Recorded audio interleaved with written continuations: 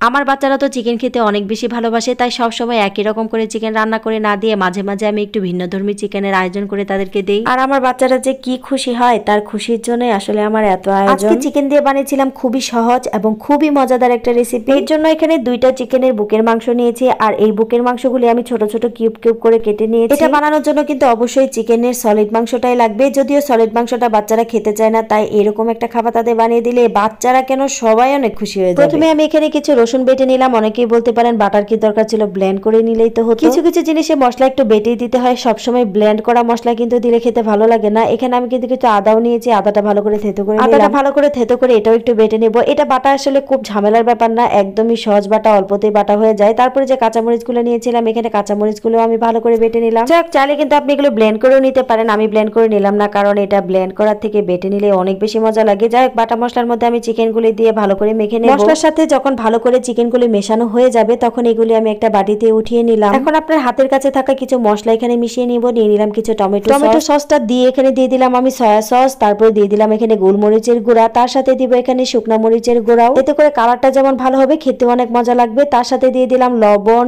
একটু হলুদের গুঁড়া, একটু মরিচের গুঁড়া, একটু ধনিয়ার গুঁড়া, আর দিয়ে দিলাম বেসন। তারপর এখানে আমি কিন্তু চালের গুঁড়াও ব্যবহার করেছি 2 টেবিল চামচ। তারপর দিয়ে দিব একটু সরিষার তেল। সরিষার তেল দিলে কিন্তু এটা কিন্তু ভাজলে আরো বেশি ক্রিস্পি হবে। সবগুলো উপাদান মেশানো শেষ, এটা এখন ভালো করে আমি মাখিয়ে নেব। যত ভালো করে মাখানো হবে এটা কিন্তু খেতে তত বেশি মজা লাগবে। এখন এটার মধ্যে কিন্তু আমি 1 ফালি লেবুর রসও দিয়ে দিব, আর এই লেবুর রসটা কিন্তু কোনোভাবে স্কিপ করা যাবে না। আর লেবুর রসটা দিলে এই খাবারের টেস্টটা অন্য লেভেলের হয়ে যাবে। লেবুর রসটা দিয়েও এটা মাংসের সাথে ভালো করে এখন মাখিয়ে নিব। তারপর এটা আমি 10 থেকে 15 মিনিট একটু রেস্টে রেখে দিব, এতে করে মশলাগুলি ভেতরে ঢুকবে আর এটা খেতে আরো বেশি মজার হয়ে যাবে। 15 মিনিট পরে আমি এগুলো এখন ফ্রাই করে নিব। নিয়ে নিলাম পর্যাপ্ত পরিমাণে তেল, আর তেলটা যখন ভালো করে গরম হয়ে যাবে তখন এই পাকোড়াগুলো দিয়ে দিব। মূলত এটা বানাচ্ছিলাম চিকেনের পাকোড়া। এখন এখানে একটা একটা করে চিকেনের পাকোড়া দিয়ে দিব। অবশ্যই কিন্তু একটা জিনিস মাথায় রাখবেন, যখন চিকেনের পাকোড়া বা চিকেন আইটেম যখন ভাজবেন তখন অবশ্যই কিন্তু সেই ফ্রাই প্যানটার থিকনেসটা একটু মোটা হতে হবে, তা নাহলে কিন্তু চিকেনগুলো এরকম লাল লাল করে মচমচে করে ভাজতে পারবে না। যাই হোক, এখানে কিন্তু চিকেনগুলো আমি নেড়ে চেড়ে ভালো করে একদম মচমচে করে ভেজে নিয়েছি। ভাজা শেষে এগুলো এখন উঠিয়ে নিলাম। তারপর এখানে বাকি যে চিকেনগুলো আছে সেগুলোই আমি কিন্তু সেম প্রসেসে একদম মচমচে করে ভেজে নেব। এটা ভাজতে বেশি একটা সময় লাগে না। জানি না আমার ভিডিওগুলো আপনাদের কেমন লাগে। আমার ভিডিওগুলো যদি আপনাদের একটুও ভালো লেগে থাকে প্লিজ আমার চ্যানেলটাকে সাবস্ক্রাইব করে দিবেন। আর যারা ফেসবুকে থেকে দেখছেন অবশ্যই আমার পেজটাকে ফলো দিয়ে রাখবেন। আমার চিকেনগুলি মচমচে করে লাল লাল করে ভাজা শেষ। আর এটা খেতে যে কি মজা, আর যদি না খান তাহলে জীবনেও বুঝতে পারবেন না। যারা খেয়েছেন তো খেয়েছেন, আর যারা খান নাই প্লিজ একবার হলেও ট্রাই করবেন। অল্প কিছু চিকেন দিয়ে অসাধারণ এই রেসিপিটা অবশ্যই বাসায় ট্রাই করবেন। আর আমার বাচ্চারা যে কি পরিমাণের খুশি হয়েছে নিশ্চয়ই ভিডিও দেখে বুঝতে পারছেন। যাই হোক, আজকের ভিডিওটা এই পর্যন্ত। সবাই ভালো থাকবেন, সুস্থ থাকবেন। ভিডিওটা ভালো লাগলে আবারও বলছি আমার পেজটাকে ফলো দিয়ে রাখেন। আর যারা ইউটিউব থেকে দেখছেন সাবস্ক্রাইব করে দিন। আল্লাহ হাফেজ।